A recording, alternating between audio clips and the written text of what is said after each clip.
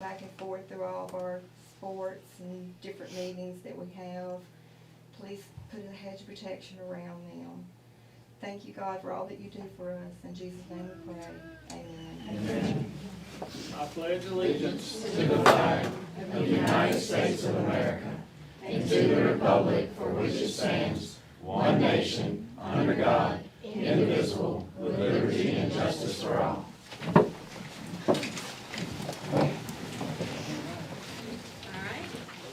Roll call. Mr. Barton? Here. Ms. Fowler? Here. Mr. Glass? Here. Ms. Bass? Here. Mr. Castles? Here. Ms. Fallon? Here. Mr. Rance? Here. All right. Johnny, if you'll give us the executive committee report. All right, we are up on our taxes, page 16.88, and the dollar amount is $36,027. So everything's looking good. Good. All right, and we're moving right along to Employee of the Month, Ms. Lauren Lethune.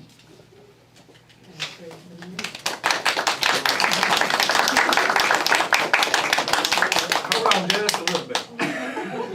I skipped over one. We need to approve the minutes from last. I'll make a motion to approve the December minutes. I second. We got a second? Yeah. All in favor? Now,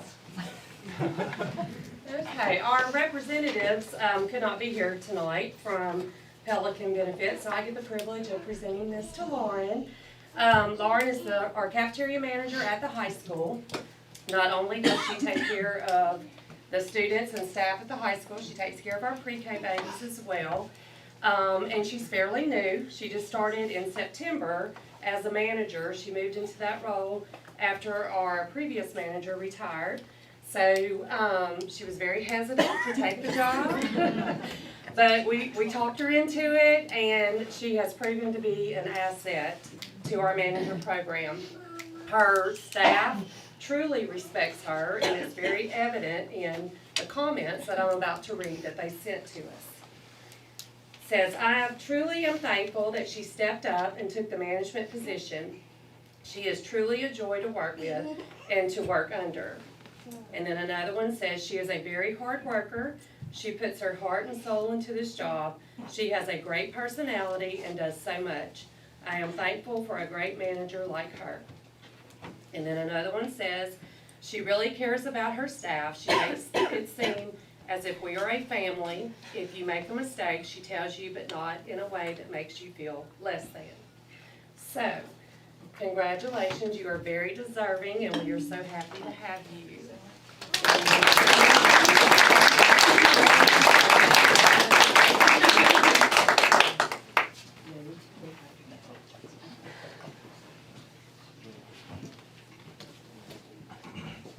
now we've got Teachers of the Year and Support Person of the Year and Principal.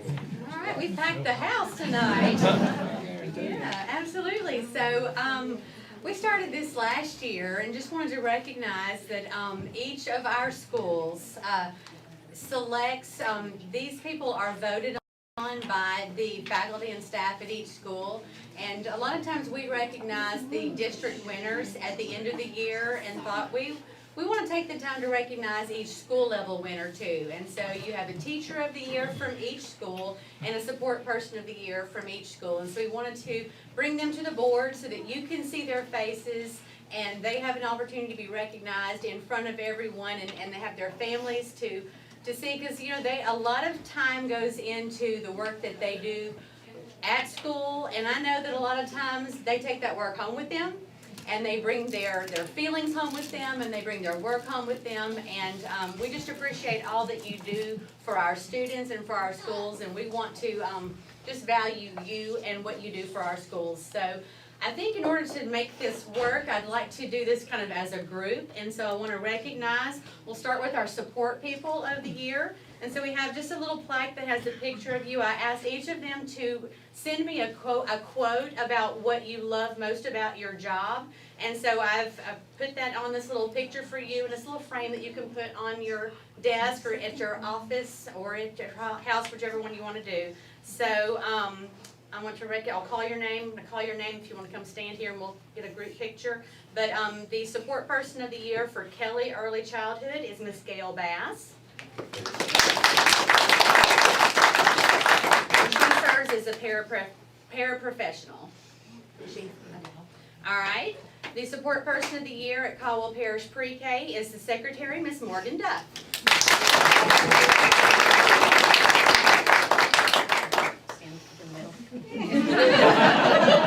The first one.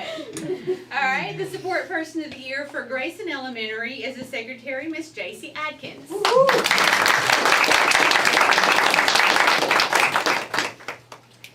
Support person of the year for Columbia Elementary is Miss Rachel Hatton,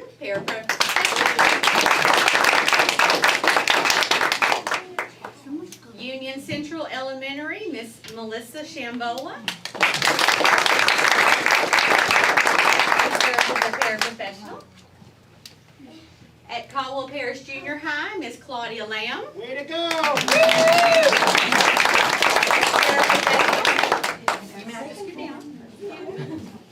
It is, it's her second one, yes. And at Caldwell Parish High School, custodian Jason Lowe.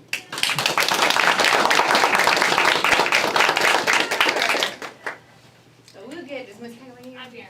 Okay, come on around here. Over here. Okay. Okay. Okay, y'all. Our You're good. school Okay, buildings could not run without these people, Okay. so we are so thankful for 1, you. 2, 3. Hang on. 1, 2, 3. Okay, I got it. All right, thank you.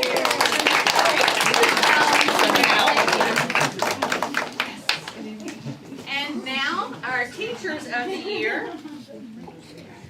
For Kelly Early Childhood Center, Miss Christian Stevens.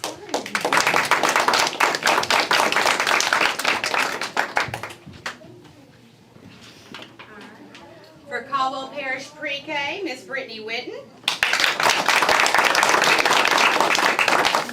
And Miss Brittany is also our Parish Teacher of the Year. For Grayson Elementary, Miss Autumn Melanson.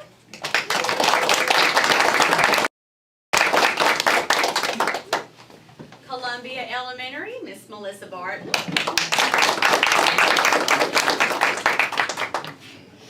Union Central Elementary, Heather Marino. Miss Ball, you're not related to Boyd. I am not.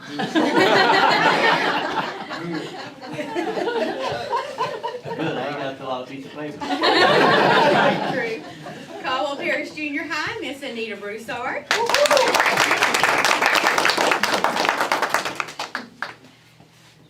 And Caldwell Parish High School, Miss Stacy Morgan.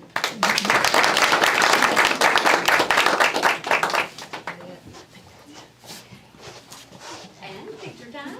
Alright. Alright. 1, 2, 3. 1, 2, 3. Okay. And Ms. Broussard and Ms. Morgan also represent district for Middle School Teacher of the Year and High School Teacher of the Year.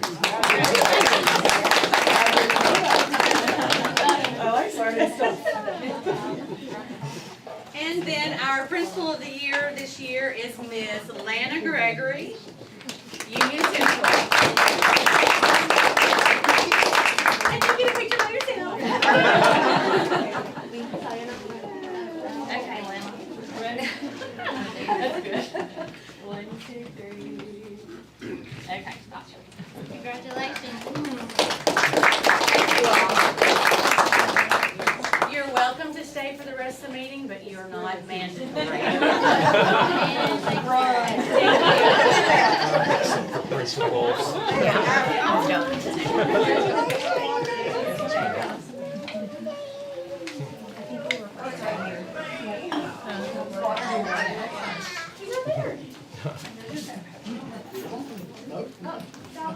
Oh, now she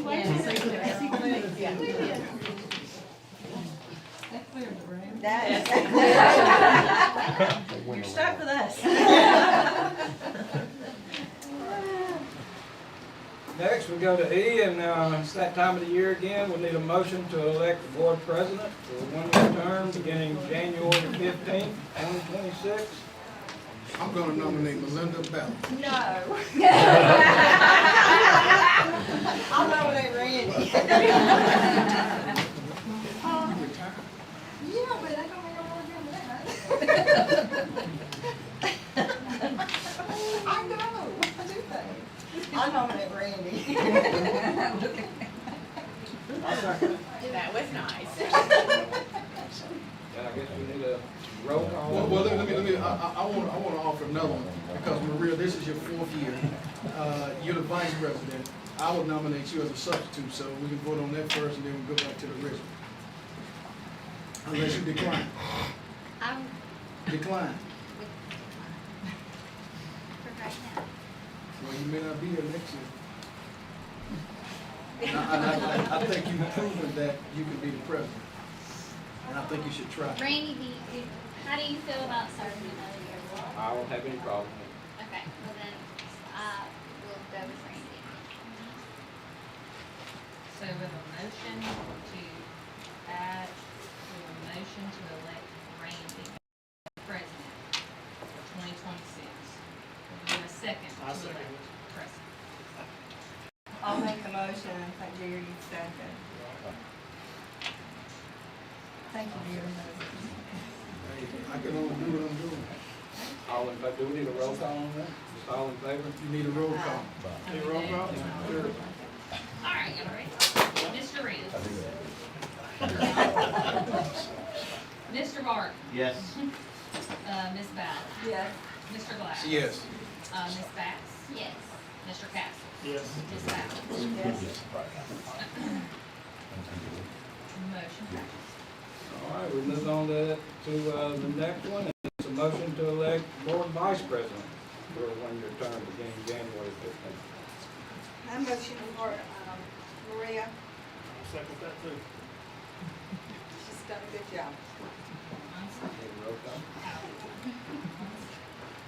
All right, Mr. Rance. Yes. Mr. Barton. Yes. Ms. Ballard. Yes. Mr. Glass. Yes. Ms. Bass. Mr. Castles. Yes. Ms. Ballard. Yes.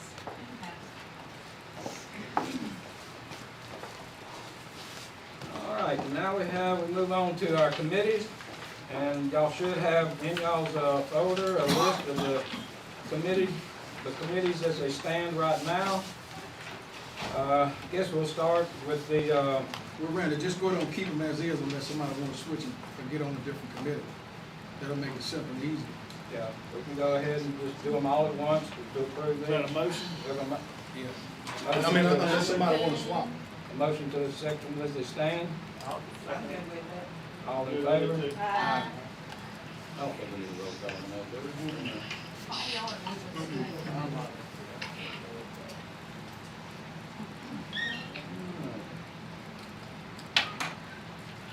All right, next on the agenda is I, which is consider approval. Hey. Oh, H. Resolution to name the Caldwell Watchman as the official journal of 2026. I got a few questions on that. Nick, exactly how, because the watchman is never here, right? So how are we relaying information to the watchman? And the reason why I'm asking, because some of these individuals are on the board. I'm not worried about me because I'm off. But every now and then I read the paper and I never see what a board member is saying. So it appears that it's selectively written. And I think if you're saying something for your district, people in your district should be able to read what it is you're saying. I'm not sure why they're not coming to the meeting, but I think if they're gonna be the official individual, they need to be at the meeting, they need to be the ones that's recording the information, because it's only fair, because we're elected. Okay, and you guys are actually selected, but I see more information coming from individuals, not necessarily the board, and the board is the one that needs to be held accountable to the public. So I think if you're gonna approve it, which I don't have an issue with it, but I think they need to be here, or somebody need to be here on a frequent basis to make sure that, you know, everything is recorded properly. And if Mr. Barton is doing something in this district, again, somebody in your district needs to know what you're doing so you can be held accountable, not accountable for what you was elected for. So that's my position on that. I don't have a problem because that's the only paper we got. But Yeah, I think that information needs to be Yes. a little bit more accurate. I like where he's going with that. Could we maybe add something to our school district page and have an area where we go in and say this one this one that? Could we do something like that? Elaborate. Like, Because the answer is Well, yes, we can do it. We just need to know yeah. what you want. so like, at this meeting, you could go to this meeting, this is what was talked about, this is what was said. And then you could go underneath it, and then you could do the YouTube for that meeting right there, instead of having to go somewhere else to try to find it. Everything's right there. Can you do that? Yeah. I think we can. We usually try to put that YouTube link on there. Sometimes it doesn't get updated, But but it the would link be- to the channel is there. Like someone like me, I mean, I look at it, but I don't do computer stuff all the time now. Yeah. So if I go in and I look at it and I can say, okay, this is what happened, this one said this said that. And then you could, if you want to follow up, you could go down here and click it and you go straight to the meeting. And then maybe more people would listen to the meetings that way. So we've tried to start doing the board meeting recaps so that we could get more information out about what actually happened at the meeting. Mike, is there a way that we could do the board meeting recaps and then link the video to, the YouTube video to that so that it's easy to Yep. find? Absolutely. Okay. Because I think people aren't catching everything that we're saying and doing. And then somebody will go on Facebook and they'll say something that's absolutely false. But we can't come in and say, no, that's not what really happened, you know, because you're restricted to what you can say. But they can go out and say anything they want to. So maybe we could fix it so that if they're curious about that, you could say, look at this meeting and this was what was discussed. Maybe we could guide it that way, maybe? Yeah. Does that sound crazy? No, it doesn't.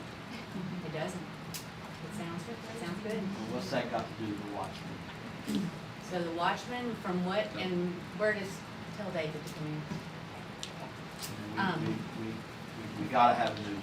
Yeah, We we don't do. have much of a choice. But I think you have a valid concern there, and that nobody Well, comes again, and. yeah, it's not for me, because I'm gonna say what I gotta say, but I think those who have something that they're contributing, their constituents need to be able to see whether they're representing them the way that they should or whether they shouldn't. And when you read the paper, which I rarely read it, but when I do pick it up, it's nothing that anybody on this board is saying other than what took place. So it used to be where, it was done, if Mr. Wrench does something, your constituents deserve the right to read that and find out whether you did it or whether you didn't do it. So I think it needs to be a little bit broader than what it is, other than just a synopsis or a summary of, the meeting itself. Yeah, where is the Watchmen getting their information? From the Watching YouTube? YouTube. I watched the video. And David will send the financial information to make sure that the numbers are correct.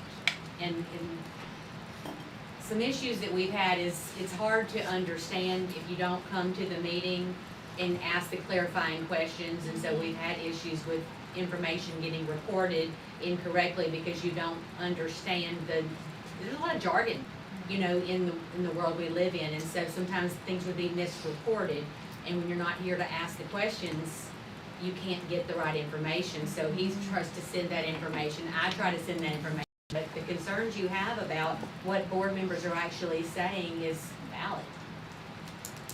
So what can we do about it? Well, I mean, you just have to talk to They're the watching the paper. meeting Yeah. now, so hopefully, and we Well, no, can I have that think- conversation. Yeah, I think, Brenda, if you don't mind, you're the president, you speak on behalf of the board. If you'll meet with them and tell them what the expectations are relative to what's taking place. On the Caldwell Watchmen? Yeah, sure. That's a great idea. I'll make a motion to accept. I second. All in favor?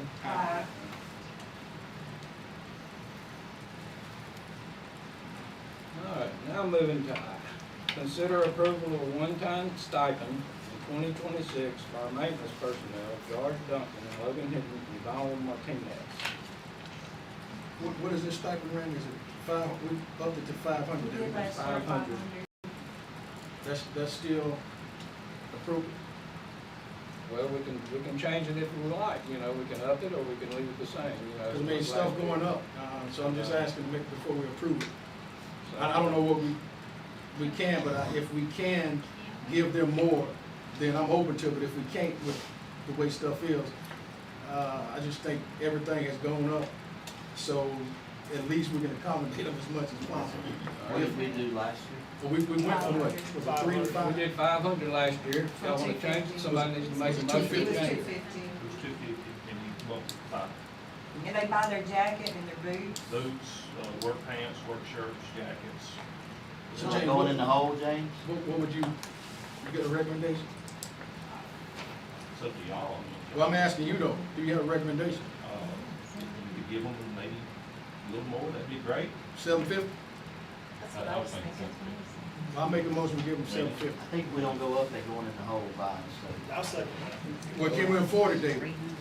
I mean, that's not gonna, I mean, that's not gonna kill us money. That was Is it just 3? One, two, And that's one time, right? Yes. Per year? One time stipend. 3 people, $750. All right, we got a motion to, give them a one-time stipend for $750. We need a second. All in favor? Or Nikki, for future, if y'all just want to consider, you know, next year, maybe like a cost of living increase, this percentage-wise, and that way something is always there, so it'll always go up. Because like I said, it's almost impossible. I guess what a pair of boots cost what? $150, $200. Shirts cost, They So, barely break it yeah. even. Barely break it even. So I guess what I'm saying, if you can accommodate them, you know, you can, because again, remember, I'm out. So if y'all did a cost of living increase, it would only be fair. If it can happen, it can always subject to change, you know, if the money is there. Thank y'all very much. This is 12, count down to 11, right? I got 11 more. Gary's over there with me. I'll be gone too. These are all parting words.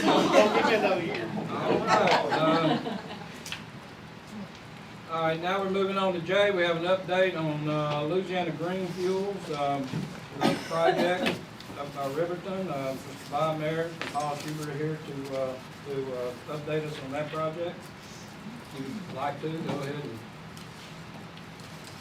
All right. I'm gonna move over a little more to the middle so everybody can see. I'll just give you one little handout here for your review. You may have already seen this before elsewhere, but you can't communicate this enough. Making sure.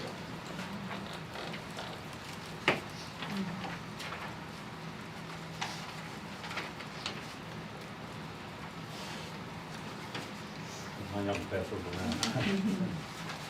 I'll move over to the little closer here. Bob, you forgot your bow tie. I should have had my bow, I should have thought of that. I should have brought my bow tie you gave me. He gave me, I complimented his bow tie one time, and he gifted me with one. And you won't even wear it. Yeah, we took a picture together out at Union Central, remember? I'm gonna kind of just make this up as I go. First of all, I want to thank this board for your early and steadfast support throughout this entire project, which has been going on for a number of years. Barron and Nikki have accompanied us to the legislature and given testimony before legislative committees. This is a little bit belated, but student Isabella Fife accompanied us on one of those trips. I'm just saying, wow, they loved it. I had an ExxonMobil guy who was there who just blew him away. And at how well she presented herself. This was about, talk about the STEM program, by the way. And so it really represented Caldwell Parish well. And I think everybody in that room, there was a lot of people in that attended that particular hearing, and it was very positive on Caldwell Parish. So thank you for that. I'm gonna let Paul talk about the project just in general terms here in a moment, but just a couple of things to update you on. As you know, we announced earlier this year that we had phased the project so that we were going to. We had a biorefinery, had a power plant, power the biorefinery. We determined the biorefinery should be phase 2. We were going to proceed with phase 1, which is the power plant. We will be putting that power, it'll be biomass power. We will be putting that onto the energy grid. We will still continue with the CCS, which is needed to support this whole operation. You've heard these numbers before, but I'll just very briefly repeat. 75 on-site jobs, 300 plus indirect jobs. The updated numbers from the assessor's office, I asked them to do this for just phase one, what we now plan to do. I'll let Paul talk to you a little bit about the schedule, and we'll try to keep this brief, because I know you got other business. But under the current millages, the current plans, current construction costs, we are projecting, assessor is projecting, based on current millages, that the project will yield $6.3+ million per year to the parish. Compare that with total collections for the entire parish of under 11 million, or thereabouts. So it's about a 60% increase. Of that 6.3 million, the biggest portion of that, 2.4 million plus, is will go to the schools. About 1.3 goes to the sheriff, 1.3 goes to the police jury. Even the library, get this, would receive over $200,000. Okay, a year. We're talking about, this is not a one-time deal. This is per year. Okay. And then there's other pieces that go to the gravity drainage districts and all the little special things. But that's where the big money comes. So 2.4 million to the school. I'm not going to get into the impact of sales taxes. That is a major revenue that's going to accrue to the school board, school system. It's kind of complicated trying to figure out exactly what is going to be directly through the construction of this, which the construction is currently able to start in a year or less.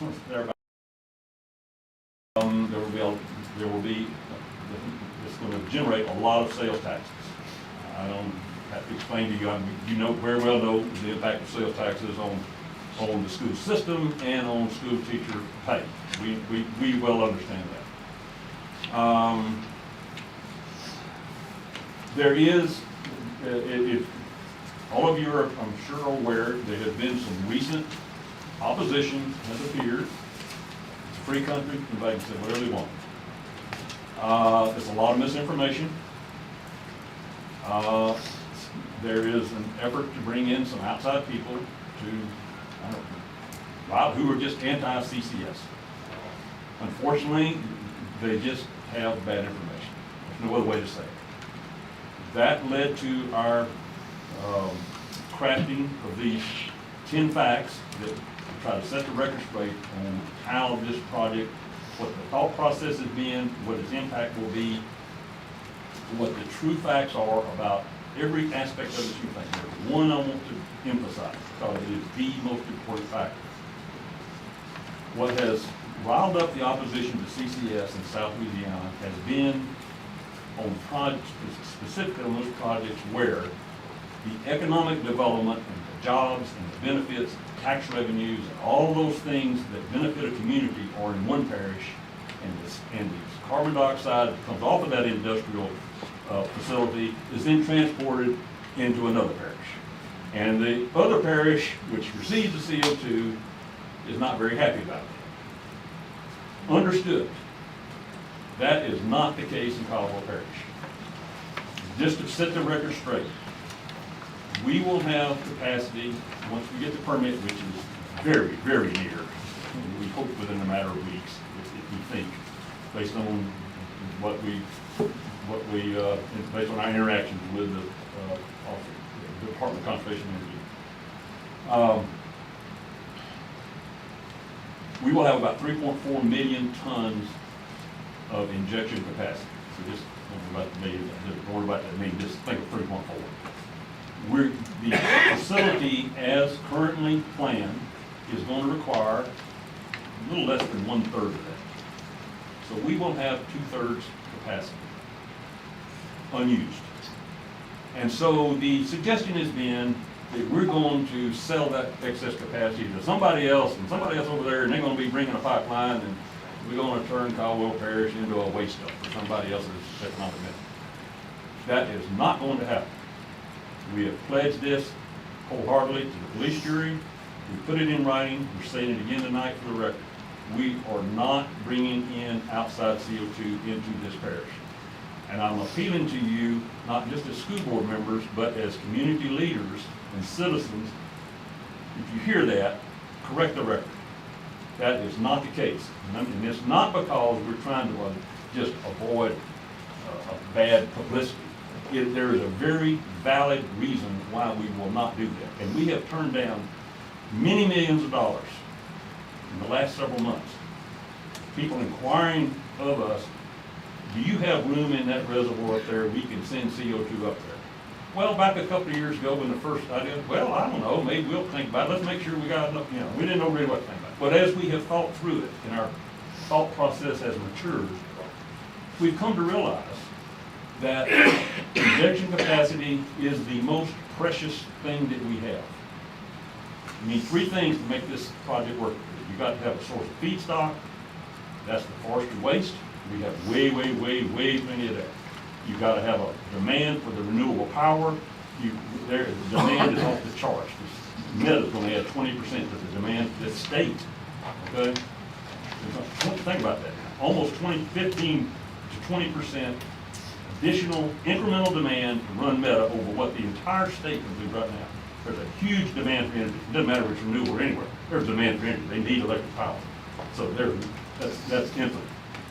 The third thing you have to have, and this is more finite, and that is capacity in the reservoir.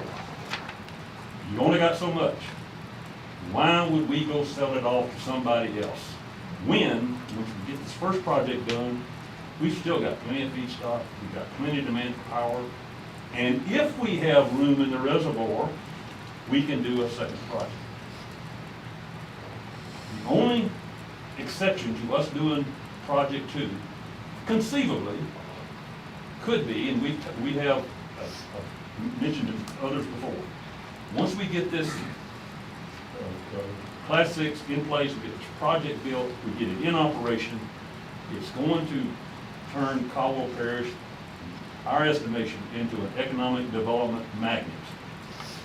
And that's not an overstatement. And here's why.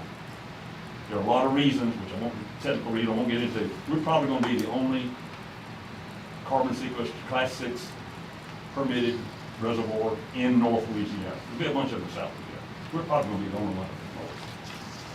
What we have determined is the way you maintain community support, which we have enjoyed from this board, from the police jury, and from everybody we talk to, keep the economic development tied to it. We are not a CCS project, we are a renewable power project. We need CCS to make the renewable power project work.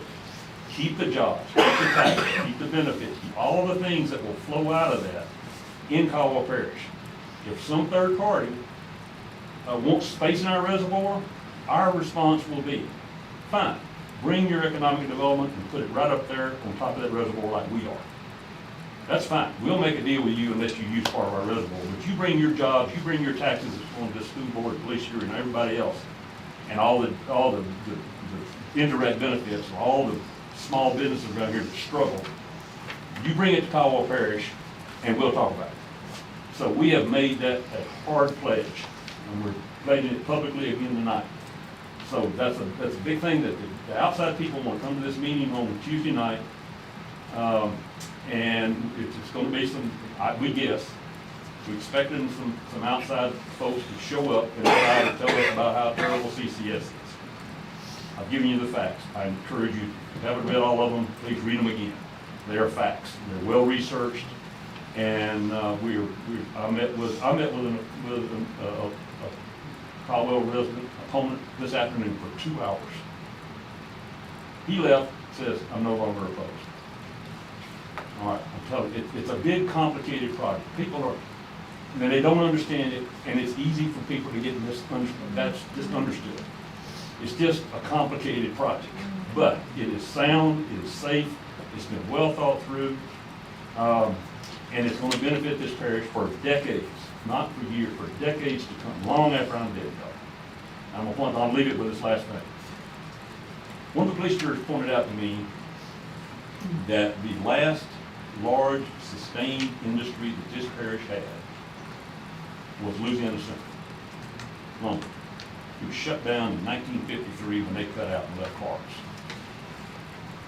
Now, my definition of a large sustained industry is an industry that offers hundreds of jobs over multiple decades. Think about that. That's what I'm defining this. Nothing has done that to this parish since Louisiana Central. This project can be the next one. Here's the final thing I want to put to you. The population of this parish today is about 9,500. That's according to the 2020 census.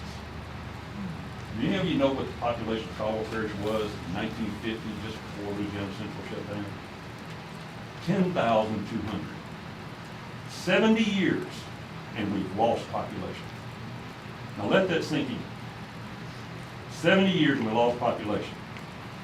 If you have a declining population, you have a declining tax base, you're going to have a declining school system, and it's slow and it's subtle and you don't realize it, but over time it gets there. You're dealing with, as I understand it now, with a $250,000 deficit or something, whatever it is. It's a significant deficit, and I know you've already cut and you've done everything you believe you can do, and you're still $250,000 short. It ain't gonna get any better if you don't reverse population decline. And there's other parishes, I won't name them, I don't want to disparage any other parishes, but you can think of some other parishes that have suffered from population decline and what shape that their public school systems are in, okay? That's the way we reverse this. We need to reverse the population decline and grow the population 1 or 2% a year, every year. It's so slow now, I had somebody tell me, say, well, I kind of like it the way it is now. I said, well, you may like it now, but it's not going to stay the way it is now. It's going to get worse for your children and your grandchildren if we don't reverse this basic issue of population decline. We don't need to grow and be Monroe, but we need growth of some kind, not this slow, subtle, don't realize it decline. It's just there every year, a little bit less, a little bit less. And all these struggling businesses that you see, that all the good, hard-working people that put their life savings and try to make things work, and they struggle and struggle and struggle. It's going to be difficult to do that if you've got a declining population base. It's not going to cure all these problems, but it's a start. And it's the first opportunity since Louisiana Central to get something in here to really support this parish. So, thank you to all of you. I hope that, I would ask that you come to the meeting on Tuesday night at 6 o'clock. We'll have little stickers there that says, I'm from Caldwell Parish and I support LGL. That's all you got to do. Nobody's asking you to speak, say, just be there and be seen. The school board, I used to say that the bank is going to benefit more than anybody out of this project. I've realized that's not true. The school board is going to benefit from this project more than any other entity in this parish. More than either entity is going to be this school system. With that in mind, I'd ask you to consider showing up, just be there. And be prepared to say, I'm from Caldwell Parish and I'm for this project. And the subtle message is, you're not, okay? Don't tell us about how to run our business right here. We can make our own decisions. So, with that, I don't know how much more you want to add, but. I won't add a lot, but there are a few things I do want to say. So one is understand kind of where we came from. Some of the opposition to CCS projects is like they're these great big companies and they're going to make all these millions and all this stuff. Well, this project came from my wife and my life savings. Okay? So, we're it. And we're the foundation. We've got other people to invest in it, but it's not some big corporate thing that's going to go on. And one of our missions as a company when we formed it was to bring a benefit to the community where we operate. And you need to understand, we were invited to come into Caldwell Parish because we weren't looking here. We were looking up along I-20. And the Industrial Development Board asked us to consider. We spent money to evaluate whether this would be a good place for us. But I will tell you, we fell in love with Caldwell Parish. That's the reality. When you look at the opposition to it, kind of the 10 things address stuff largely they brought up. but there are a few that are significant. One is, and I'll tell you just the broad thing, is people fear what they don't understand. And most people don't understand what's going on underground. So, you know, it's like, we just don't. But we drilled that well that was out there like 4 years ago so that we would understand what was there. The people who oppose it will say, well, it's like, you know, we don't know what's going to go on because it's a dry hole. Well, we drilled the well and we injected water as a substitute for CO2. It's harder to inject water than it is CO2. So we know it's not a dry well. And we've used, I mean, literally the best people, experts in the world to analyze what's going on, and we really do understand. Now, the other things that they will address is they'll say there's a risk from bringing CO2 in, there's a risk of CO2 pipelines. And we've actually listened to the community and listened to what people have said and said, okay, we won't do those. We won't do these big pipelines bringing stuff from somewhere else. But the truth of the matter is that in the US, there's been about 5,300 miles of the big CO2 pipelines. They've been running for 50 years. And in 50 years, there have been no fatalities, okay, and only one serious incident. And that was a contractor working with a backhoe who hit a CO2 pipeline. Okay, that's it in 50 years. Name me another industry that has gone 50 years with 0 accidents. Okay, you know what the most dangerous thing that there is in terms of risk? Natural gas pipelines and distribution.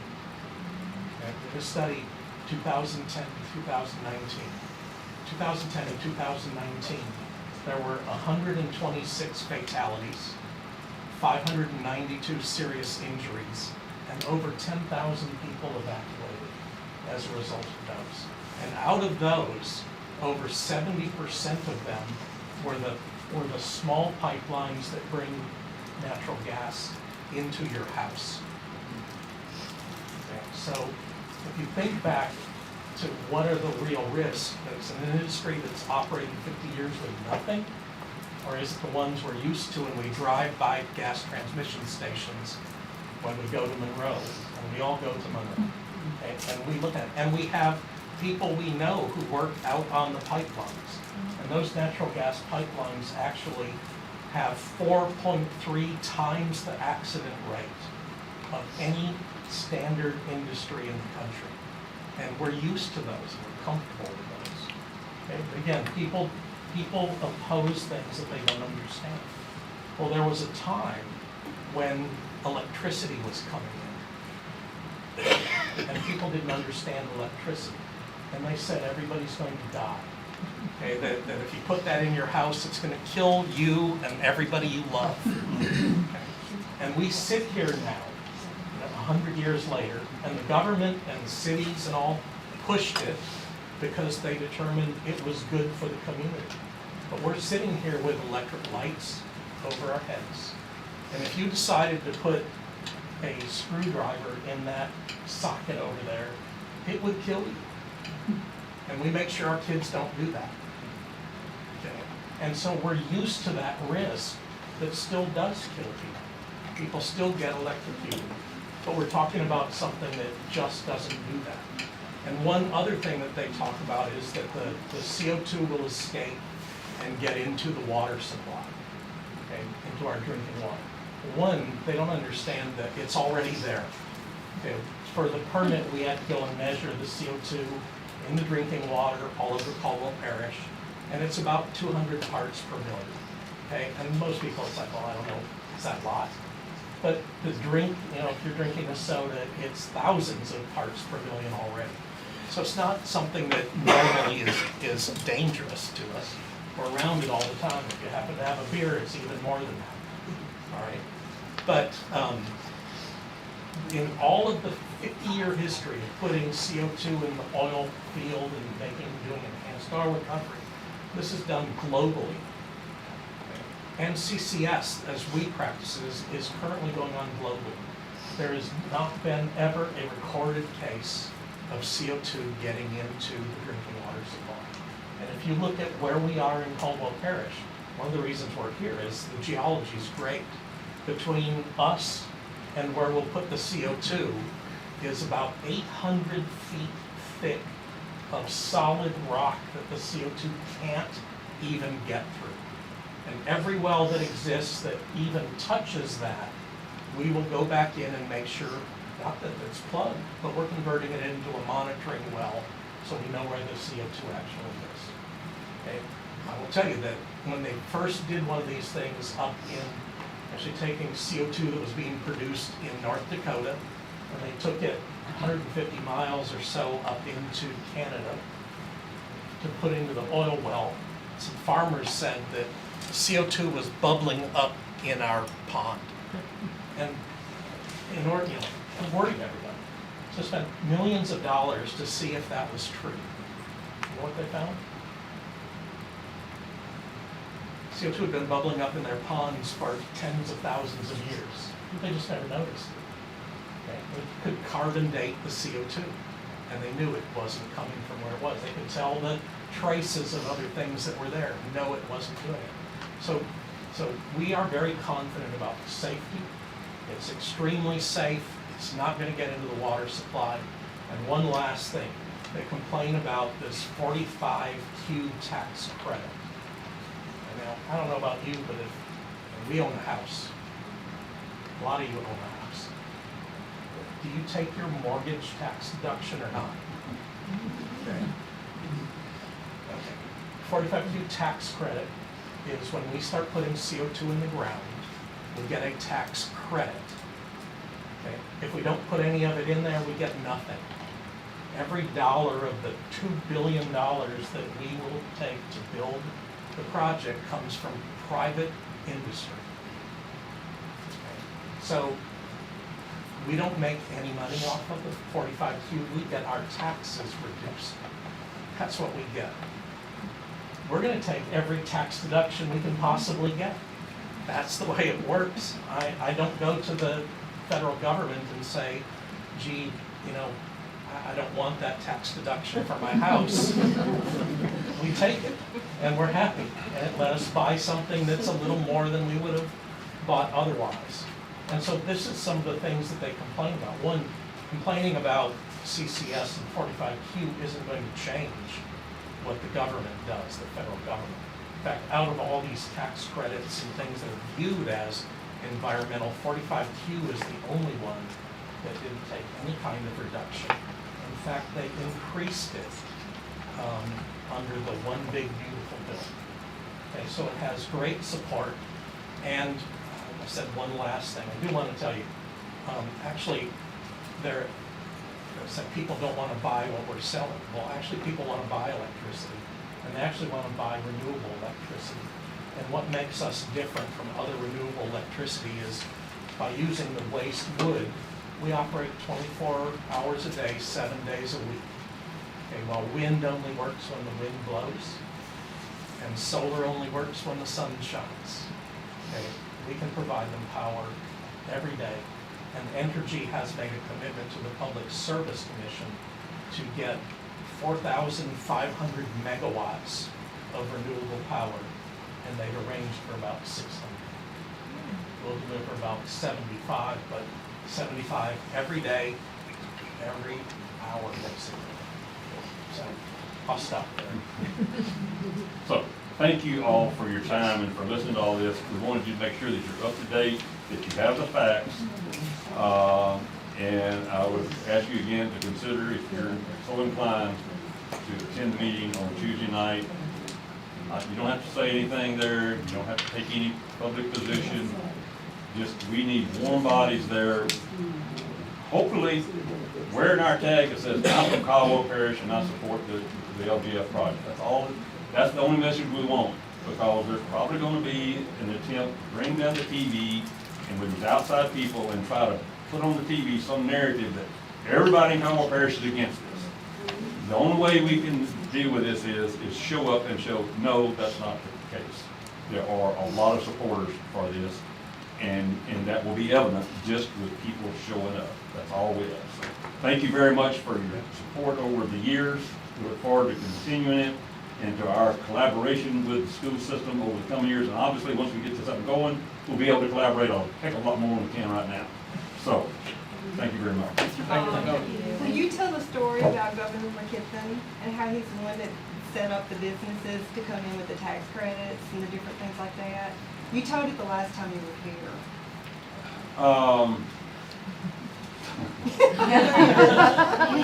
Put him on the slide. Well, the industrial, are you talking about the industrial tax exemption? All right.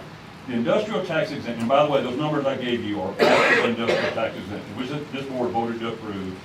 The arrangement has now changed. They don't require local support. We're glad we did. I'm glad it worked out the way it did.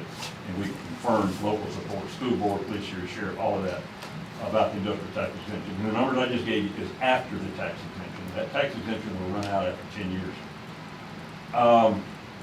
I'm not sure, Melinda, that I remember the precise story, but anyway, the problem going back 50 years ago was where this began, was Louisiana was lagging other states. A rural southern state didn't have much industry, and they were really trying to figure out how do we industrialize Louisiana. And most of the development you got up and down the Mississippi River, which is the heart of industrial Louisiana now. So much of that was developed through this industrial tax exemption program, which is simply an incentive to major investment, which comes with these big projects, which comes with jobs and comes with all the other benefits for it. And by exempting for a limited time, the first thing you do is say, please come to Louisiana so we can start collecting taxes off you on day one, okay? That's not a good message to get to encourage people to come. That's where it started. There is a story I remember one time that John McKibben told me about when he was trying to lure a Texaco executive into agreeing to build a Texaco's been bought out since then. This is back in the 60s. Bringing a Texaco refinery to Louisiana. And that's where he realized we've got to get this industrial tax exemption in place if we're going to get it. And he got it in place, and they got the refinery. And they got a whole bunch of other things in this state because of that. So it began to industrialize this state and allow us to begin to kind of catch up with the rest of the industrialized economy. So I go back to the Louisiana Central story. To me, I've more thought about that really tells the story. 10,200 people in a big industry in 1950. 9,500 people in no industry since 70 years later. That tells you the story of why we need industry. That 250,000 deficit, that's not sustainable for the long term. I know you have reserves. You're not going to shut down next year or the year after that. But you can't do that forever. Something's got to change. So this is the best thing I can think of to help make things change and reverse that population trend. That's got to be reversed. Just a little. Make it positive. Thank you. Thank you. Thank you. Thank you all so much. Appreciate your time. Thank you. Yeah.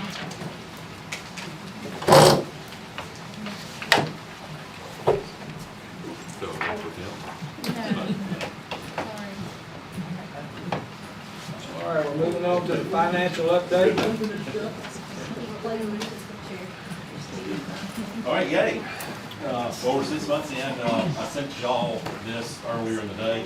It's 31 pages, don't get too concerned, I'll be quick. First 4 pages are the typical monthly update that I give y'all. Not a lot of movement from the prior month, so I'm going to skip over that and go to page, I assume 531. 531 is your balance sheet. It shows the years ending June 30, 23, 24, 25, and then the monthly amounts since then. And it shows a breakdown of your CDs and such. I sent y'all an email also on my correspondence with the attorney on the protest of taxes. And that's moving along a little bit better than I thought it was. So hopefully it's sooner than later, but it's still not tomorrow. So it's the best way I can say that. Page 6 of 31 is the detail we have to provide for the legislative auditor's office. And y'all seen this before. It's just a recap of all the funds and where we stand as of the 6 months ending December 31, 2025. Column H shows you your fund balance, and they're all as expected. Some are negative, which is cost reimbursement grants that come in later in the year.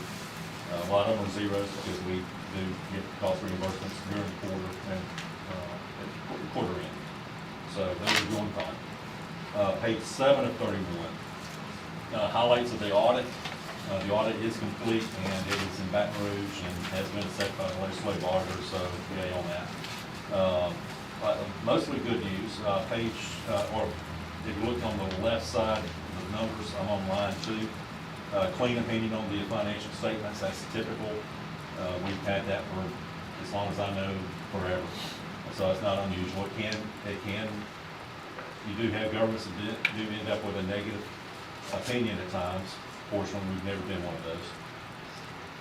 Then there's internal control over financial reporting and compliance. We have no findings. That's where that would be reported. And then the next line, compliance on each major program and over internal control over compliance. Our major programs this year were Head Start and Head Start and Food Service. We only findings on those, so clean there. The Bessie report on line 7, we have no exceptions noted. The statewide agreed upon procedures we did not have to do this year because we had no exceptions in the prior year. We'll have to do all of them over again in this current year because that's how they cycle through. So we saved $6,000 there. Financial statements, you skip pages 13 and 14. Those are kind of pie in the sky for Wall Street type people. We don't have to get into those. Fund financial statements is how we operate. Those are on page 15 and 17. You have a balance sheet that shows all funds of $8.3 million net fund balance. Our decrease for the year was at $253,000. And each of those two statements have related statements on the following pages, 62 to 67. And finally, scheduled federal expenditures, we had $5.4 million come in, or right at $5.5 million from the federal government. On the next page, see the changes in fund balance from fiscal year 20 to 25 based on whether it's general fund, special revenue fund, debt service, and then all funds combined. Number of findings on line 22, we've had 3 years in a row of 0 findings, so yay. A lot of credit has to be given to Carla, Dina, Jenna, Kaylee, Laura, Janice, school cash people at schools. We're all keeping our books clean to where we don't have any issues there. And I'm sure there's other people, so Mickey might be in there too. So, schedule of federal awards. This is a breakdown of how we've done in the past 5 years, well, 6 years. Where we were, $3.1 million on that fiscal year 20 on the far column, row 43. And that's been growing all the way up to $5.4 million. Comparing fiscal year 20 to fiscal year 25, we've grown 41% on federal money. What's the amount of grant money that we have increased? Yep. And in fiscal year 20, that represented 14.4% of total revenue. It now represents 20.2%. So anytime somebody says we ought to go out and hustle more grants, we're already doing that. Look at that back row right there. Obviously, we want more, but I mean, it has been hustled. So I mean, it's up 40% in those years. And then the remaining pages are just the audit report. I wanted y'all to have it because I don't have a paper copy in case anybody hits you on the street and wants to know more information. But you do have the full set of financial statements in your email. And hopefully we'll have a paper copy next week, not next year, next month. So at some point in the future. Following page 31 of 31. I got what I put there. AFR has been approved. It has with exceptions, but the exceptions are trivial. They don't require any action. We have an excellent rating, so that's just based on submitted by the initial deadline. And then the K3 page is update on protest taxes. And I put our attorney's response on in red. So largely good. And then if you flip to the second page, or the back of that page, he expects 95% chance that will probably be appealed. So it's not coming in tomorrow, but it's favorable that we're going to win. And then they're going to appeal. Yes. And then they're what? They'll- They'll- Oh, So, that's all I have. If you have any questions, ask now, ask later. I heard somebody the other night say we were millions of dollars in the hole. And I said, no, we're not. Well, thankfully, we are not. And I just said, now, it's a possibility that things could change because the roof could start leaking. Yep. We've got this, we've got that. I said, but as of now, no, we're not. That's not true. I am never comfortable with our budget number until after we get through the whole year. Because, I mean, we can have all those things happen. I mean, we were talking earlier about the 1 year that we had, that we were out at this time 5 years ago for the storm.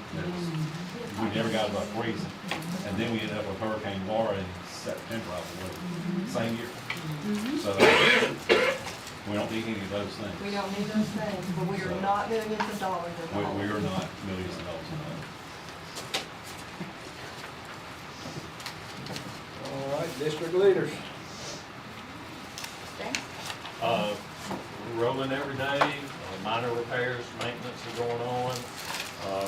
Weather keeps changing back and forth. We're going from air conditioners one day to heaters the next, so having some issues there, but we're getting on top of it every day. I don't have a whole lot, we're just gearing up for testing, trying to get everything set, ready to go. Krista, I wasn't here the last meeting. Did y'all discuss test scores and things like that? Was it last night? Yeah. It was a grade, Yeah. just went to school grade. Yeah. Y'all discussed that? Can you kind of update me? Oh, Briefly? gosh. You want the minutes for last week? Well, I mean, we went over the scores, I can't even remember off the top of my head, it's been a long day. The district was a B, and we grew by 10 points, the high school was an A, it grew by a little bit. Junior high grew 4.7 points, 6th straight year. The, Union Central was a C, it grew. Columbia and Grayson were Ds, because Grayson has to take the score that Columbia gets. And then we just talked about the simulations for the new accountability based on, they did simulations based on 25 scores with the new accountability, and under that, everybody was a C with the new accountability. so I'm assuming there are measures put in place for I'm assuming Grayson and Columbia, because And it's not everything's just gonna that be- way, like this year was that way last year, right? And it's, everything's gonna be different because you're gonna add, you're not only gonna have LEAP, which is pretty much all they've had, is just LEAP. Now they're gonna have literacy. They'll actually have their literacy scores. And so they'll get that and the growth from literacy just like they do from LEAP. So they'll have more to work with. And I'm sure Maria will talk about it, you know, they're seeing growth with the literacy test. But I mean, not, I'm just gonna ask what I wanna ask it. You know, we keep hearing that we see growth, but the score doesn't reflect the growth. So where's the distinction between? I mean, when you're looking at Columbia, it's one grade, you have third grade takes Right. it. And so that's a difficult thing for those third graders to Right, take that well, I one mean, we knew test. that. But they are, when you look at their when you do look at growth, but when you look at growth, you may have a kid that's unsatisfactory, but they grew to approaching basic. That's still no points, but they grew. Right, well. So I think that's when they're talking about growth, that's kind of what we're looking at. Right, because I think I may have said it with me before, you know, growth to a parent is not from failing to approaching basic, it's from failing to actually passing. Well, and So- that has to be over, it's not gonna happen like Right. that, and may not happen in 1 year. That type of growth, where you're going from maybe approaching basic to mastery, is gonna take several years. So you probably will get that kid there. But you can grow It's a from process. 68 to a 69, that's growth. And the new accountability system, Is, the new accountability breaks that up. So if a kid, let's say a kid is low approaching basic, to get growth points, they have to get to a high approaching basic. Right. So it splits it in half, so we think that our growth points will actually be a little. But there are other more than contributing that. factors to it, all of this, right? I think one thing they pointed out last week was the fact that they're working with the children on learning to test. Yeah. Because the third graders just didn't know how to test. Yeah. And they're actually teaching the children how to test properly. And that's part of it. I think you got adults that don't know how to test. Well, and there's there's certain things when you take a test on the computer, Right. it's pushed and, you gotta do well, there's Right. some anxiety there. Yeah, I just wanted to update, because I didn't get a chance to. So each, both Ms. I Gilpatrick can send and you the Ms. PowerPoint Smith, slides did of a family night, a virtual family night, for their families to talk about their plans for growth. I'll send y'all the links for that, again, if you want to watch that, that they did for that, to kind of talk about their plans for what they're going to do to grow as well. I don't know if I'm allowed to say, but I met with Ms. Gilpatrick on this today, and I was gonna say that we reviewed. She went over with me in depth why they had scored, what they had scored, and all the factors that they're putting into place to increase scores, and I was very impressed. She was You very want to share some of knowledgeable. it? Sir? You want to share some of it? She explained that it's where they used to have a large group of students that factored into the score. Now they have a smaller group. It's only about 100, where they would have, I don't know however many it was before, several hundred. And she explained, they already expect so many students, about 22 or so, to not meet. They have to meet mastery. They can't even meet basic. To get points, they have to meet mastery. That's not just passing, that's beyond passing. I asked her what measures they were putting in place to increase scores, and she said they looked at the scores individually.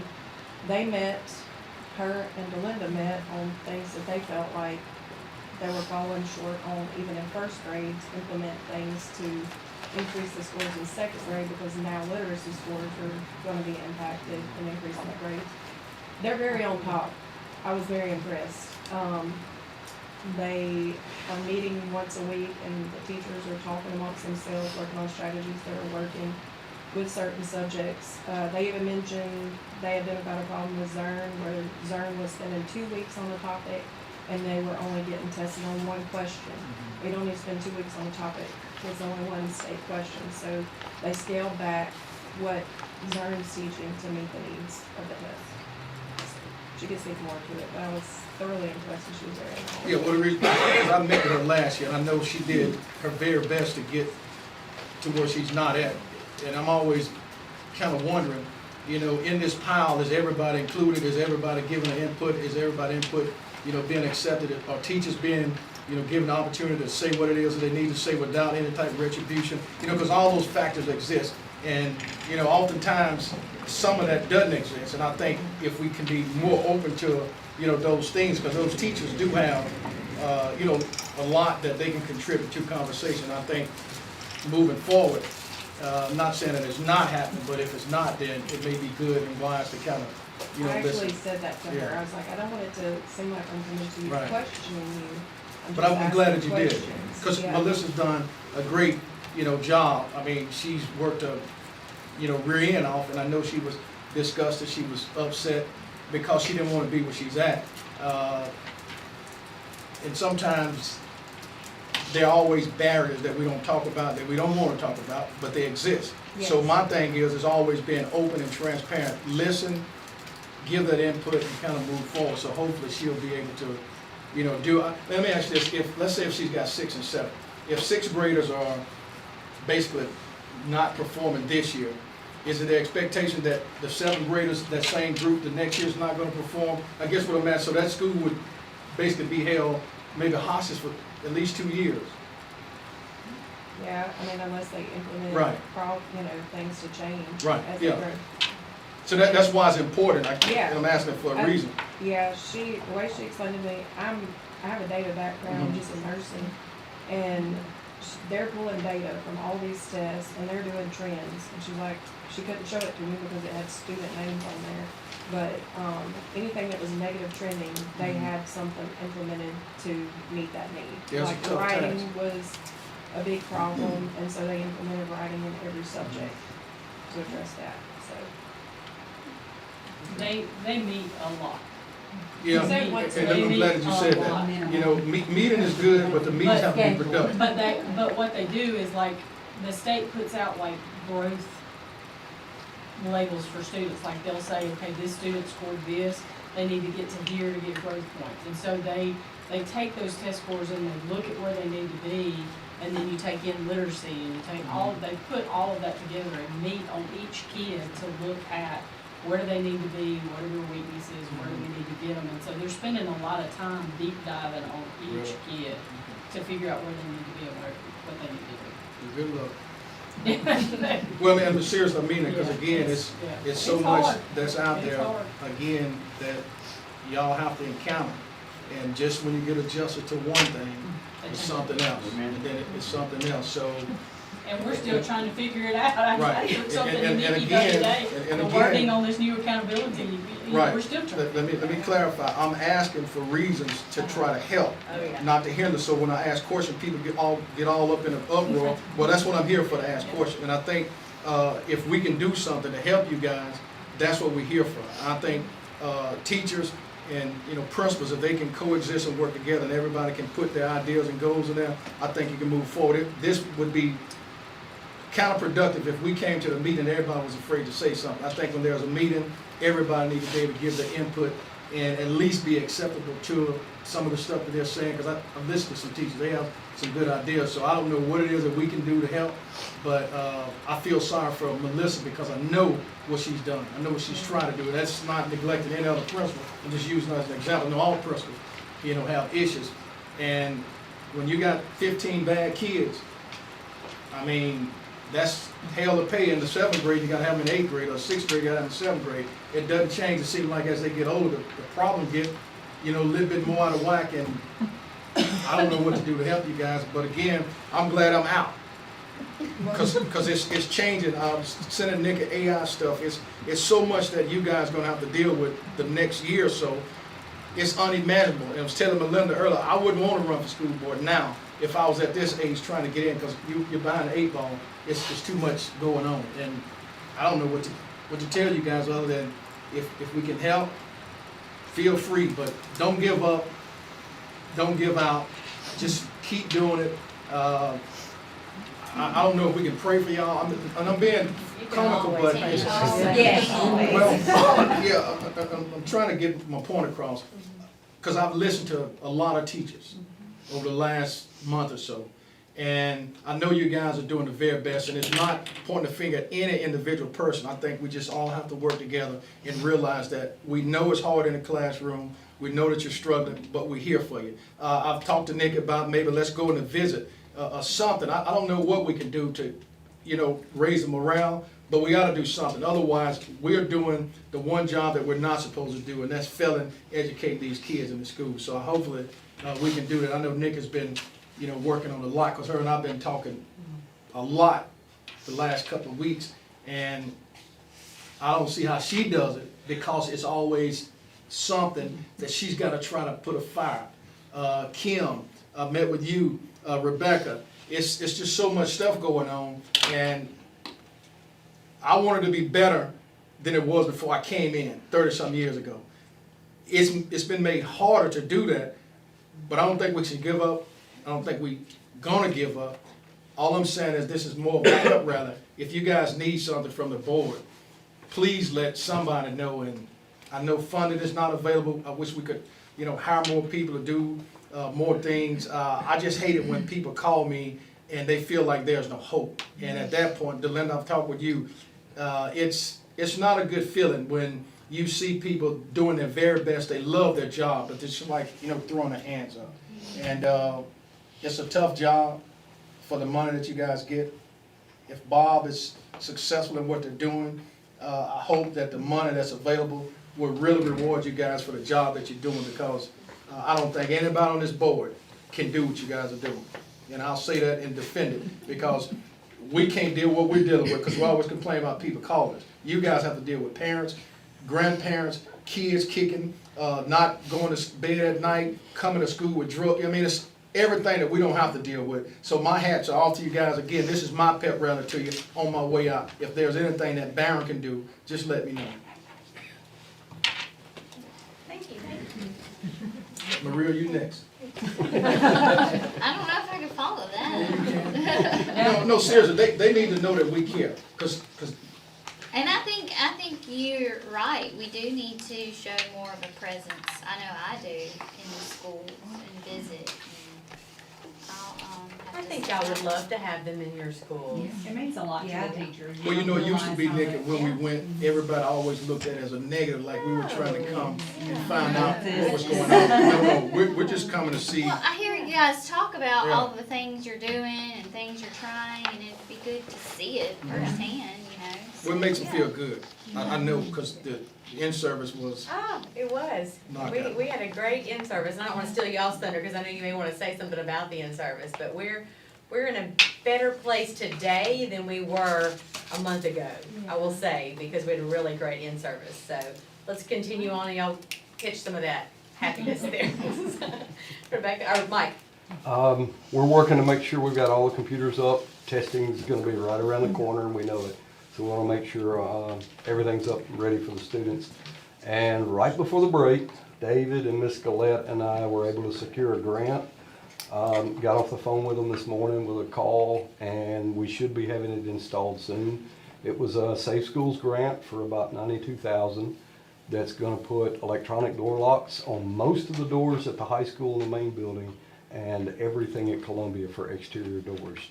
These are electronic locks that work with our already installed camera system, and it's gonna allow for ease of use, especially at the high school. What I like about it is we can issue cards for those students that have to enter and exit that building, and we can make those cards only work on those doors for that hour that they're gone to those two classes.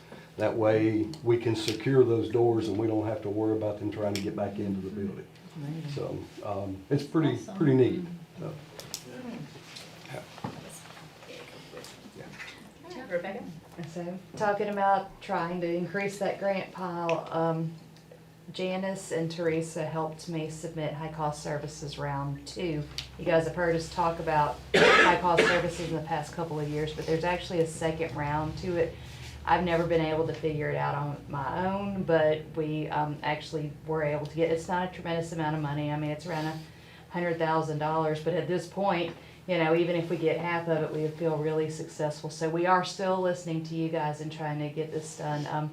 Janice and I, but especially Janice, has spent the last day and a half trying to figure out another funding source that has to do with Medicaid reimbursement for something else. So we are trying to, like, you know, dig out all the coins out of the couch cushions right now, because we hear you guys.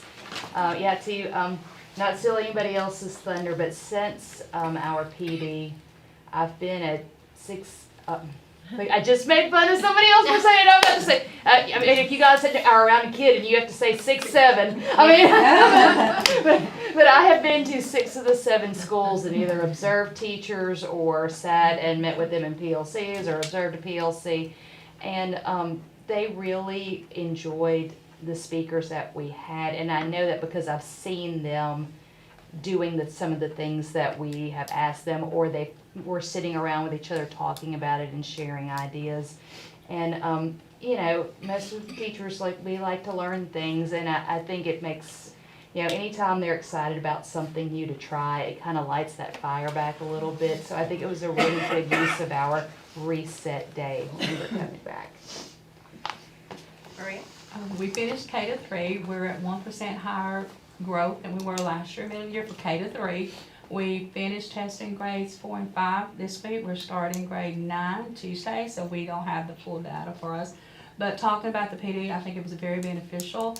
I was actually in the classroom today that was actually trying one of the strategies, and she was a little nervous. She said it's my first time, but afterward, I just said, oh my, how beautiful it worked. The kids were getting feedback, immediate feedback. She followed her checklist, and she said, thank you. I was so sad that I didn't know if it was going to work, and it did, and it was beautiful. Just getting them to see those new strategies and put them into their place in their classroom to promote student learning. It was just amazing. Amazing. I agree. I too, thank you for the pep rally because I felt renewed my own self after the PD day because I saw teachers' lights come back on and these ladies, my principals, I saw their lights coming back on because we were going dim.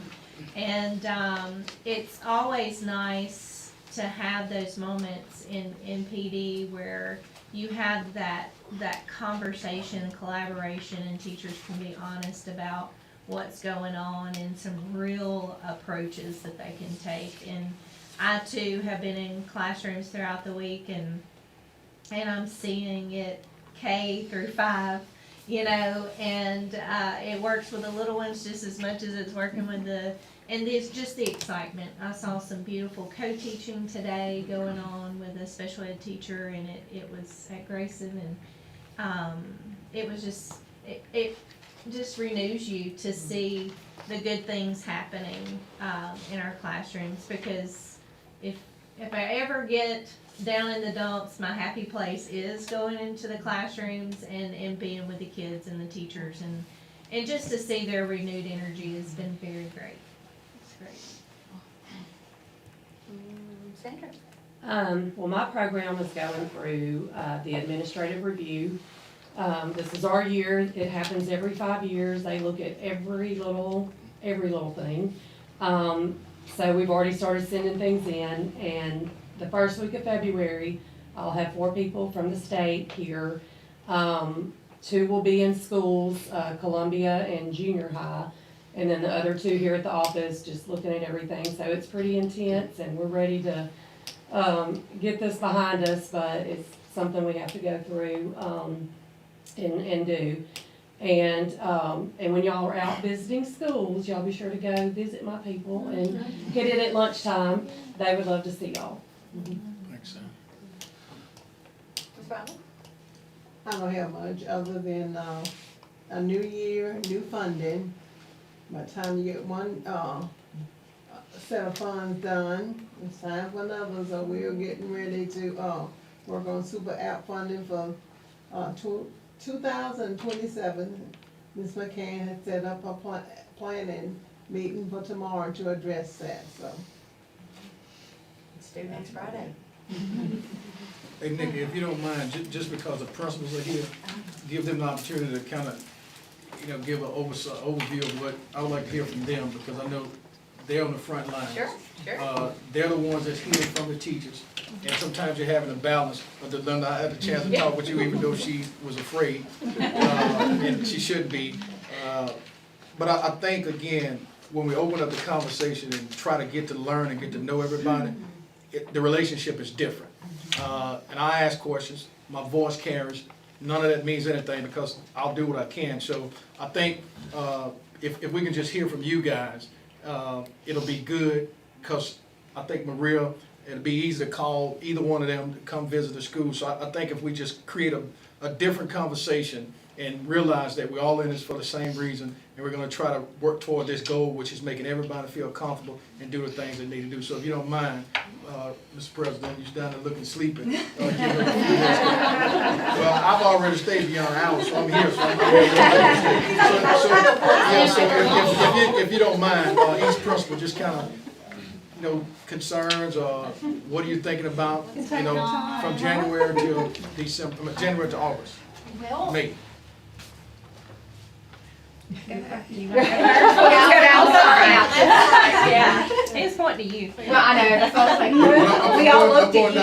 We all looked at you. That's fine. No, actually, I came in here, I was super excited telling Ms. Adams about today because my school meets on Thursdays, what we call TCPs, where our teachers come and collaborate.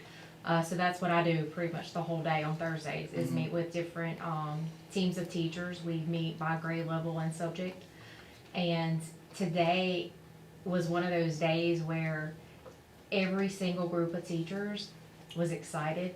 They had something that they talking about. It was aggressive monitoring. If you went to any of those sessions, or you know what I'm talking about, it was something that when looking at surveys, our teachers, that was their favorite session.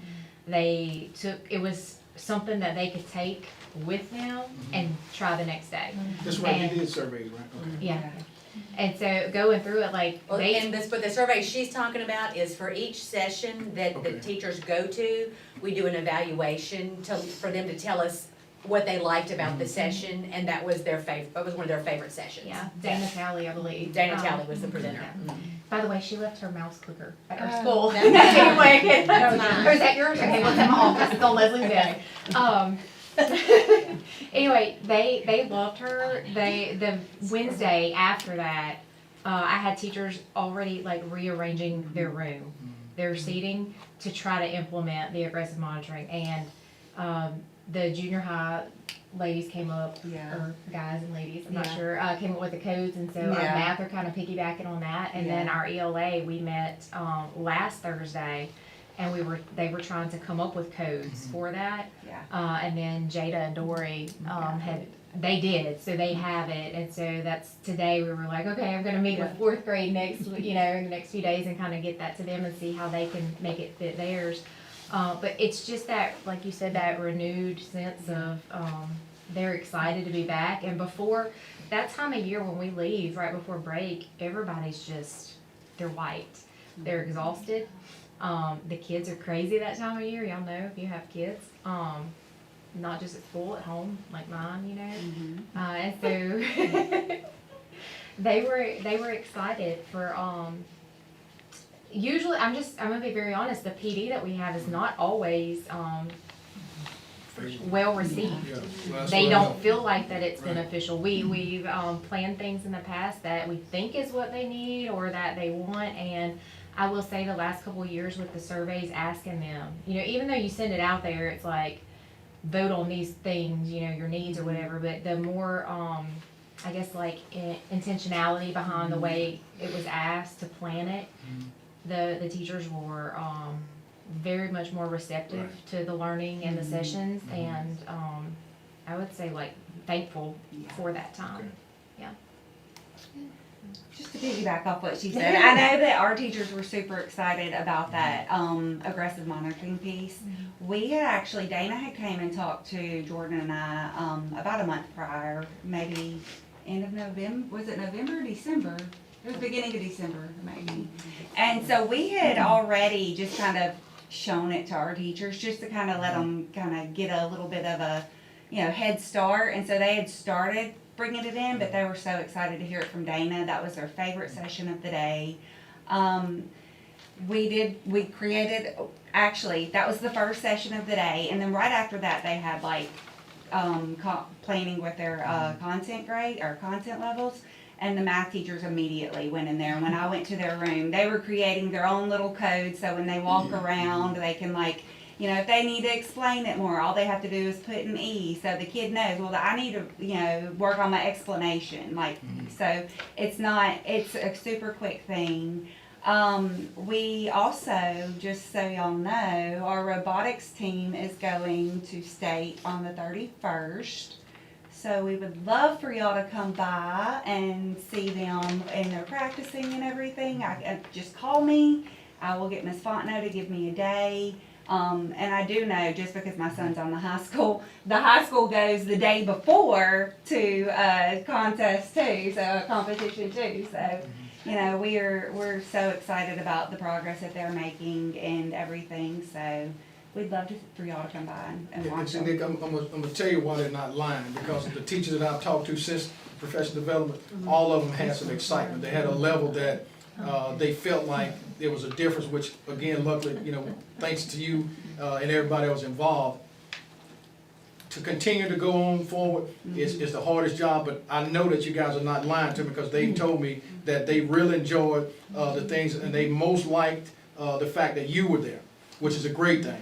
And that's not your first time being there, but the point is, I think the more they get adjusted and accustomed, just like the more you guys get to know me, you realize that I'm really not an ass. I'm just who I am. Yeah, but I'm gonna do what I have to do. And again, it's the best thing the best way to be is to be honest. And what I'm saying is, I think when teachers get adjusted to their principles and they realize we're all a human, we all got a degree, one is over the other, but we're all in it for the same thing. I think it makes the job a whole lot easier. I know you guys are not lying because I've talked to them. Yeah. And they were really satisfied, and I'm glad that I came. But again, I don't want to be a teacher. It's too complicated. Yeah, it's really a job.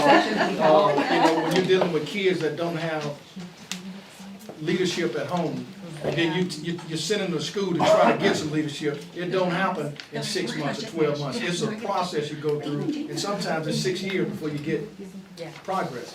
We were just saying that the kids, her kids and my kids, like, they're asking the teachers, do I get a check mark? Like, that's what it is. I mean, it's just basically like they're coming around, yes, that's correct, you did it right. The kids Like, are feeling the excitement. Yeah. That's what we had one today, like our teacher, we were discussing it, and she said, yeah, I put that check mark. He said, yes. Like, just the satisfaction.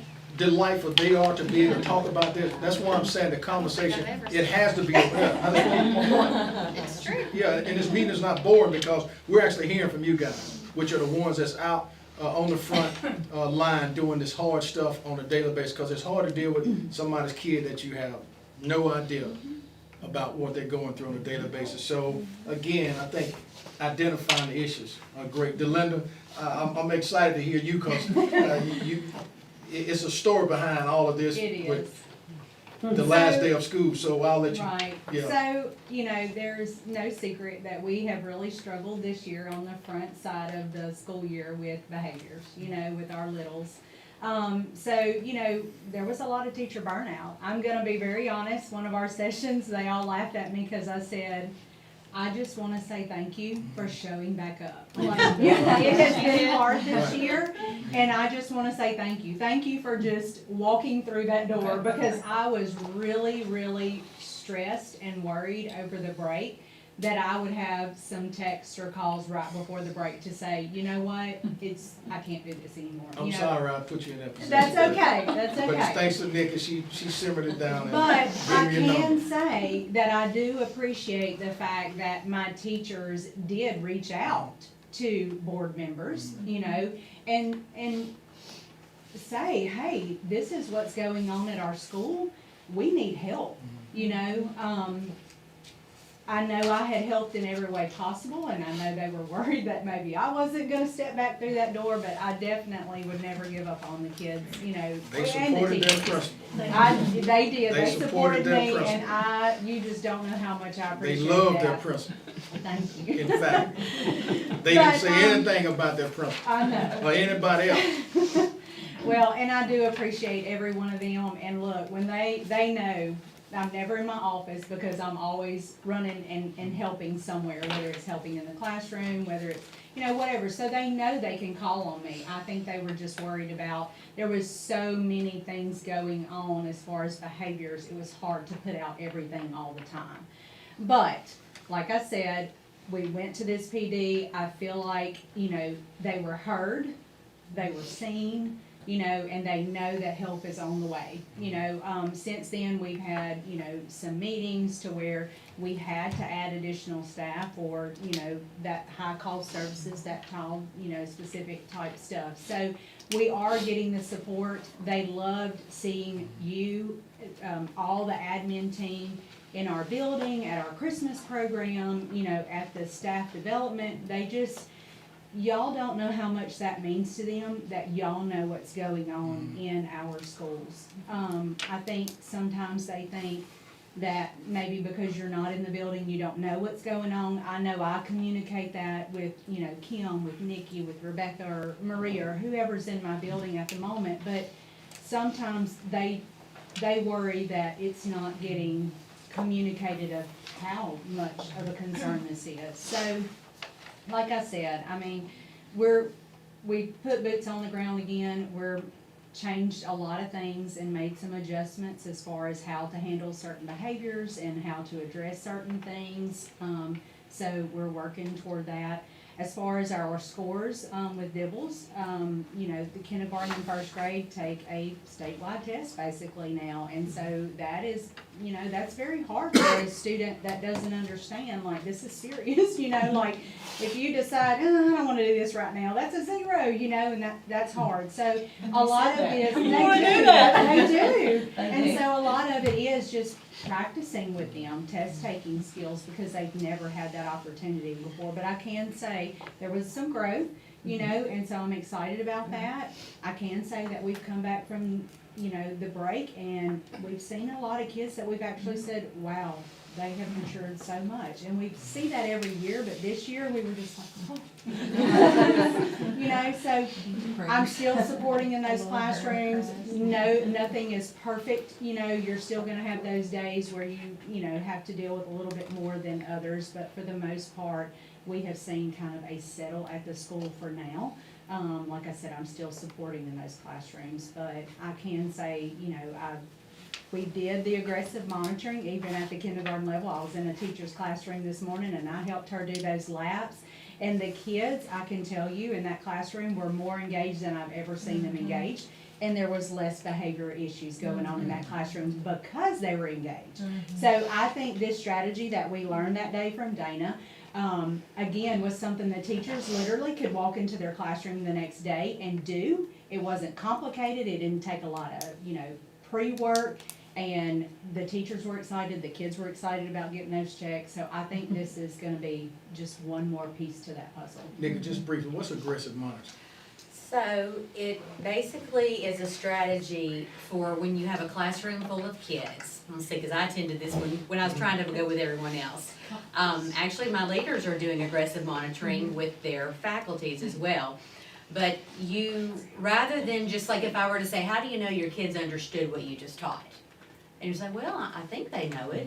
Well, what percentage of your kids would you say are mastery? Well, and you don't really know.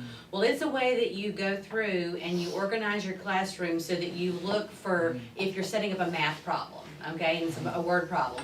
Your first lap, you go around to see did they set up the equation correctly, and you're just going through and you're making a lap to say, and you make a little mark for yes, this lap.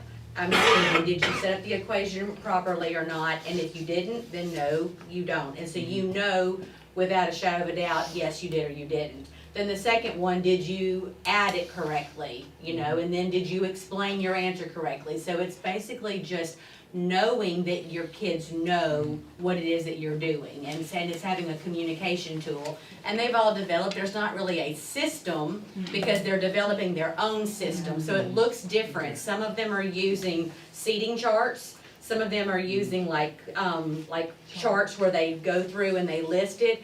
Basically, you had the freedom to do whatever you needed to. I think Maria saw one in writing today where she used a writing rubric and she just went through and said, okay, and she had like you need to go back to step 1, you need to go back to step 2, and so she could just tell them, you need to go back, and she wrote the number or the letter or whatever, and it told the kid exactly where they needed to make the correction. And the idea is rather than waiting till the end of the night when you take your papers home to grade and you're like, how do I give that feedback? You're giving the feedback in the moment. Or you kind of following the process from beginning to end. Yeah, okay. yeah. So, And in addition, if I can add to that, what is happening, especially in math, that I've seen so far, is the teacher gets that immediate information about the student and which students need more support. And so you can plan all day long who you think is gonna need support before you teach the lesson. Right. But then a lot of times you may say, well, Johnny's gonna need this and Betty's gonna need this. But when I teach the lesson, Johnny and Betty might got that, you know, and they don't need small groups, and then I'm regrouping and trying to spend instructional time. When you're doing this aggressive monitoring, you're like, oh yeah, I'm pulling her, I'm pulling her. And I can give you an example of just what happened in one of the teachers' classrooms. She said, you know, this kid is brilliant, he's gonna get the answer right every single time. So my feedback to him when I'm doing these labs is gonna be very different from this student over here who still struggles getting the correct answer. So my feedback to him may be, I love your answer, you got it exactly right, but let's look at, and this is younger kids, let's look at the formation of those letters. You know, so maybe they're just chicken scratching, you know, and so, but this student over here, we're just excited that he got the correct answer. And so it's, the feedback for every student is going to be different in those labs. And it helps So- with the frustration level of the students, because if they're sitting there working a math problem, and I'm just thinking junior high level, because they're hard, it's hard math. And if they work it all the way through, but they get the wrong answer, they're frustrated, and they don't wanna go back and redo it to try to get it. So from the beginning, we're saying, okay, well, you set up you set up the equation incorrectly. So let's stop there and regroup and rewrite that equation. And so we're hitting them where they're missing the step instead of waiting till the end, and that frustration level with the kids, because. And then too, if the teacher is going around and she sees that the majority of her class is having the same problem, she can stop and say, okay, I see, and she can reteach that little bit and then get everybody back on target. So, it does. But do you see how excited they are to engage? I mean, it's. We were so excited about the strategy too, so I mean. All right, Alana, one more. Well, I think we. I do say that that strategy. I think it's nice to have a common talking point. I guess like with your teachers. That's what's nice is when you say that, like every teacher's in the building knows what you're talking about, and you're on the same page. So that's why I like it's kind of consistent. It's harder in junior high and high school, getting them all on the same page. It is. So we've had a good first start back. I think we've had a lot of conversations with teachers.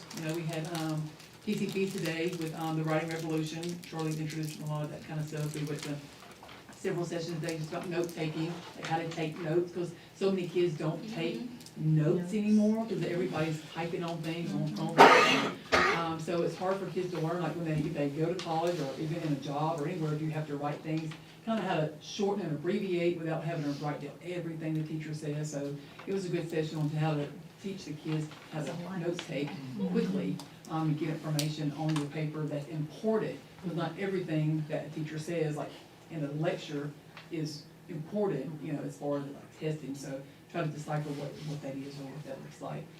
Getting every subject, because some subjects it pertains better to, than others, so how can I use this in my subject? So it was really, it was a good session today. And of course at the high school right now it's all about sports. So we have all the sports, spring sports kicking off, baseball, softball, tennis, track, indoor track. We have some kids going to indoor track in Baton Rouge, robotics, powerlifting, basketball, it's all the things, where everybody's everywhere, so, just everybody's excited about their sport and getting geared up, with all that, so we're just busy. I have a question. Do y'all give homework? The only thing our kids do for homework at the high school is like you study for test, like you Right. study for Right. things. It's not a required and it's not a like, graded. Right. I know that like Algebra 1, because they are a little bit more for us, it's only certain kids, she does give homework, but she also gives time in the morning before school starts for them to do their homework. So it's not like you have to do it at home, you have time at school to do it, so. It's more enrichment type Yes. stuff, like if you're struggling and you can do this, but it's not something that you have to do your homework, like when we were in school and it's great to be turned in. Yeah. You're punitive if you don't get it done. Yeah, when we went to a 4-day week, we removed. Yes. Well, that's what I thought. Because they didn't, I because they seen got home some so late. things on Facebook, and there was some comments, and I'm thinking, I don't think that's right, not unless. I mean, they should study at home. Right. Yes, but they're not made to do. They're not. And it might be that there are assignments they don't finish in class that they might have to finish at home. Because they haven't. But because they didn't finish. And there in may class. be some things at elementary where you have like your oral reading To fluency. practice. Read this for Practice. 60 seconds and do, Yeah. it's just Well, little they should. practices, I mean, yes. And like most of those they either are rewarded with like a couple bonus points or, tickets or prizes or whatever, but it's not punitive. It's only like a reward if you do complete it. Well, I just wanted to. Clarify that. Oh, yeah, It's good to I had get to it out refrain there. from. Thank Look you. at the camera and tell them. Well, I'm a parent with kids at 3 different schools, and they send us stuff, but it's not graded. Yeah. It's just extra work if they wanna do it. If your Right. child needs extra help, then they have the opportunity to, some parents ask for things. They'll say, is there any way, can you give me something that's gonna help? So a lot of parents will ask for just extra things that they can work on at home, but it's not.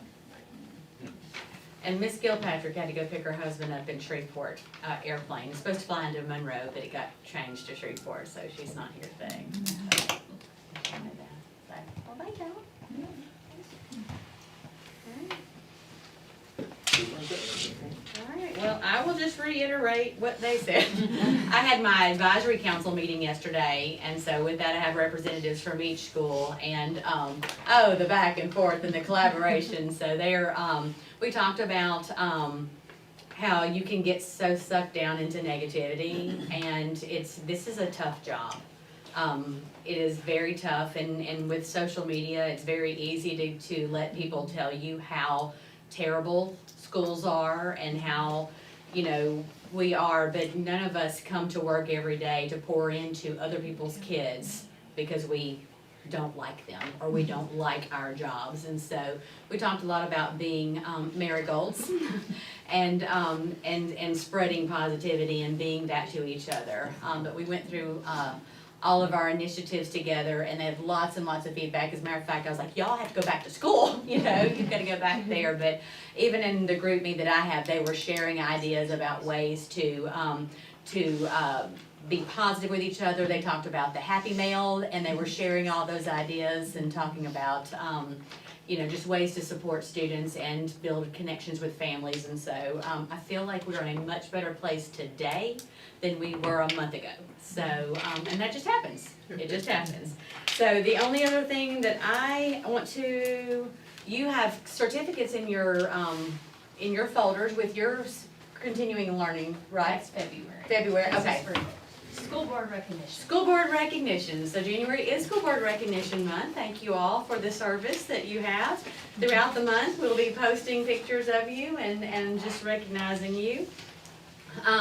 We do also need to, we put out too to recognize our graduates. We're doing that big alumni shout out too. So if you know of any, high school graduates, whatever year it was, we'd like to just know what they're doing now. Those that don't live here anymore and those that do live here. For the month of February, we'd like to just recognize as many as we can. Share that on Facebook or let me know and we can get the forms to them. We need to schedule a policy meeting to go over all those policies. Yes, to go over all those policies that came from Forethought. We can do that during the day. Lunchtime is always a good time, so do y'all want to schedule a day? Yeah, and Nick, I don't know if all the principals can be there, but I wanna discuss bullying, because I'm seeing a lot of that. I just wanna get you guys feedback as to what is and what's not. Okay. I'm available. You trying to do it next week? Just before the next board meeting. Okay, just let me know, Kaylee, whatever day you're trying. Next Melinda, board meeting is February 12th. Maria, so we've got about a month. you're on policy, right? Mm-hmm. So, February 12th. 12 o'clock is, February Oh, 12th that's the the next meeting. board meeting. Yeah, Yeah, so I can do We have that, time. that's fine. Maria, I pay can't attention. next Thursday. Pay attention. I'm looking in my calendar, sir. Not next Thursday, but What about January 15th is no, okay.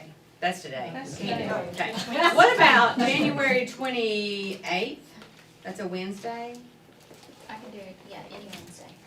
Any Wednesday? Can y'all do? I don't have anything on January 28th. Yes, you do. I do, what do I? Not at noon. Not at noon. Not at noon. No, but I'm I mean, free at that's noon. that- Yes, I we do. do. We have the Title I Marital Advisory. On the 28th? Yes. No, I have it on the 29th. Yeah, I don't have it, I have it on the 29th. It's the 29th. It's the 29th. I see that on Melissa. Oh, okay. That's why I was Okay. saying. So the 28th at 12, 12 o'clock? I'm good. Yeah, I'm free till 1:45 that day. Can you bring a pizza Remind me, there? Kayla. Can you bring a pizza? Bring your lunch. Bring your own lunch.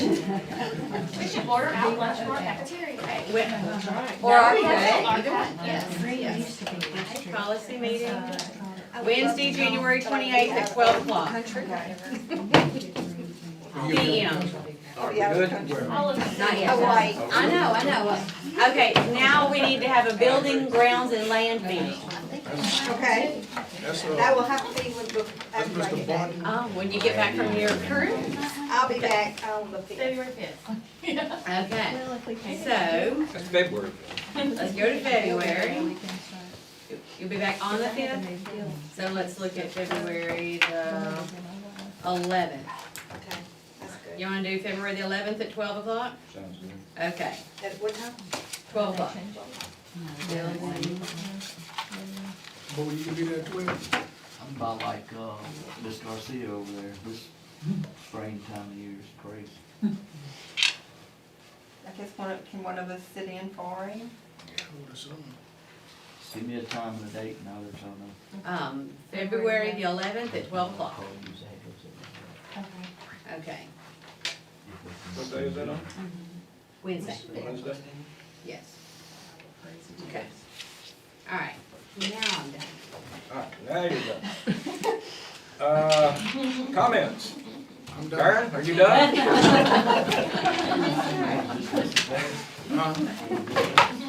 I make a motion we adjourn. All in favor?